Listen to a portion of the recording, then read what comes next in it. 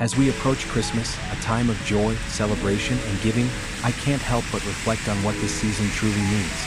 Christmas isn't just about the decorations, the gifts, or the food, though let's be real, the food is very important.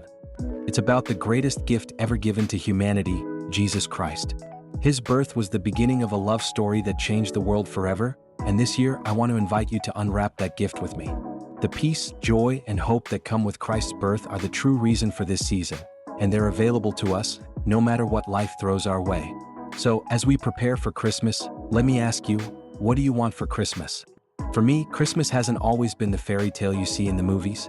In fact, a few years ago, Christmas felt more like a Hallmark movie gone wrong. Most of my family had passed away, and those who were still around lived far away. So there I was, spending Christmas Eve alone. The house was eerily quiet. No family around, no noise, just me, the Christmas tree, and the overwhelming silence of solitude. I sat there, staring at the tree, which looked so much more festive in the store, and thought, is this what Christmas has come to? A lonely soul surrounded by glittering ornaments and a pile of unwrapped presents no one would be around to open? Not exactly what you'd call holiday cheer. I could have sworn the turkey in the fridge was judging me for not being surrounded by family. And the Christmas music? Well, every song felt like it was mocking me. I'll be home for Christmas, they sang while I was over here texting my cat, asking her if she wanted to watch a Christmas movie with me. Spoiler, she didn't. But then something happened. I felt this nudge in my heart to pick up my Bible. I'm not even sure what made me do it, but I opened it and my eyes landed on the story of Jesus' birth. I've read this story countless times, but this time it hit differently. I felt like God was whispering, hey, you're not alone. You never have been.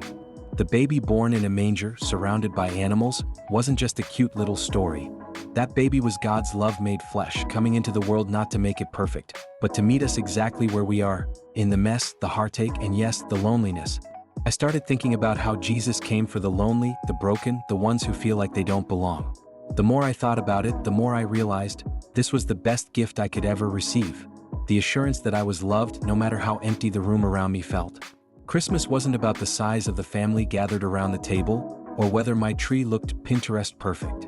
It was about the presence of Jesus, who brings joy in the midst of sorrow, peace in the middle of chaos, and the kind of love that can fill any empty space.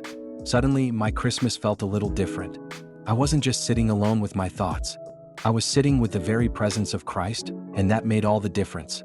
Sure, my turkey might have been a little lonely in the fridge, and yes, my cat still wasn't interested in the Christmas movie. Cats are not great companions during the holidays, FY, but I realized something. Christmas wasn't about perfection. It wasn't about being surrounded by a crowd. It was about being surrounded by the love of Jesus, and that's enough. So, this Christmas, whether you're surrounded by family or sitting alone with your thoughts, remember that the light of Christ is with you. His love is the best gift you can receive, one that will never fade, never disappoint, and never leave you. And hey, if the turkey's a little dry or the cat's giving you side-eye, at least you've got the real reason for Christmas, Jesus. Merry Christmas, my friends. May your heart be filled with the joy, peace, and gratitude that only Christ can bring. And remember, you're never truly alone, unless of course your cat is in the room. Then you're on your own.